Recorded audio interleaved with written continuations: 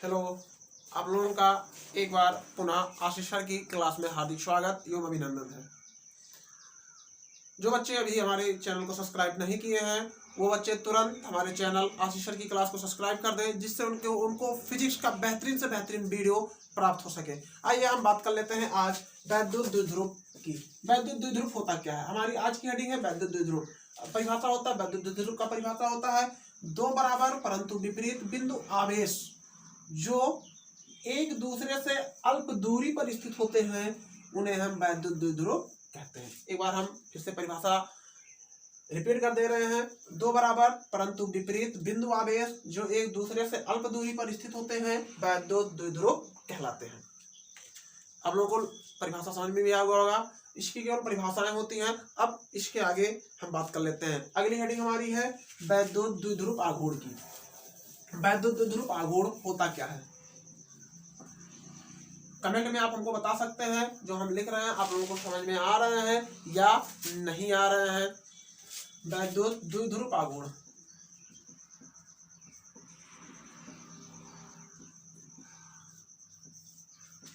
बहुत ही इंपॉर्टेंट है। कक्षा 12वीं में अध्ययनरत करने वाले बच्चों के लिए बहुत ही इंपॉर्टेंट है ये वैद्युत द्विध्रुव आघूर्ण। इसकी परिभाषा होती है वैद्युत द्विध्रुव आघूर्ण की। अगर हम परिभाषा की बात करते हैं तो वैद्युत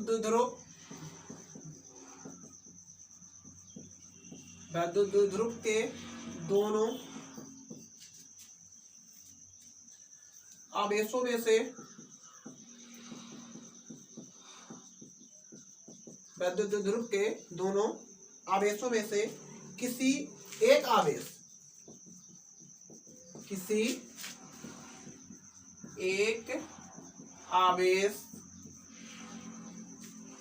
तथा उनके बीच की दूरी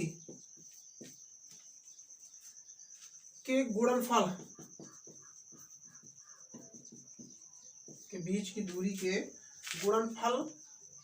को ही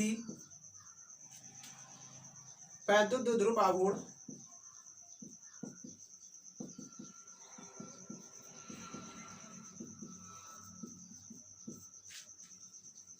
कहते हैं। इसे P से प्रदर्शित करते हैं।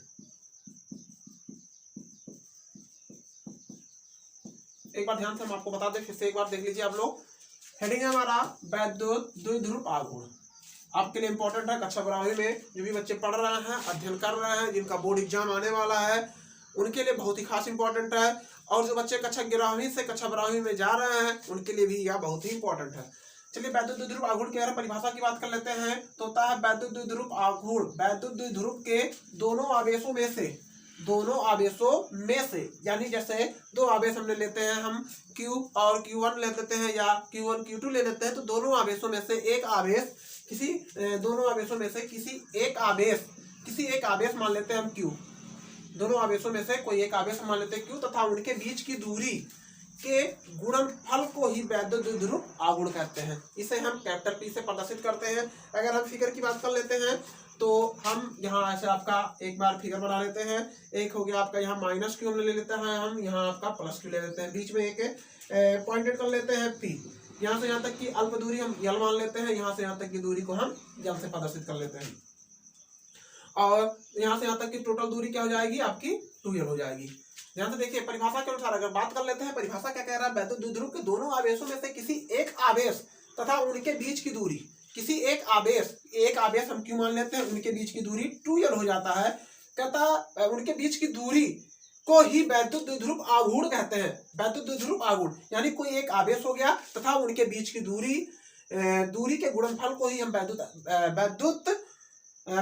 द्विध्रुव आघूर्ण कहते हैं। इसे P से प्रदर्शित करता था। P बराबर आपका सूत्र हो गया 2QL। P बराबर हम लिख सकते हैं 2QL। ये आपका वैद्युत द्विध्रुव आघूर्ण का सूत्र हो गया P बराबर 2QL। अगर आप लोगों को कोई दिक्कत हो या आप लोगों को कोई समस्या हो तो हमें कमेंट करके बता सकते हैं। और हमारे चैनल को अगर अभी तक आप लोगों ने सब्सक्राइब नहीं किया है तो हमारे चैनल को सब्सक्राइब कर दें। आशीष सर की क्लास आपको हमारा पिछला जो भी वीडियो है आप लोगों को डिस्क्रिप्शन में उसका लिंक मिल जाएगा। धन्यवाद।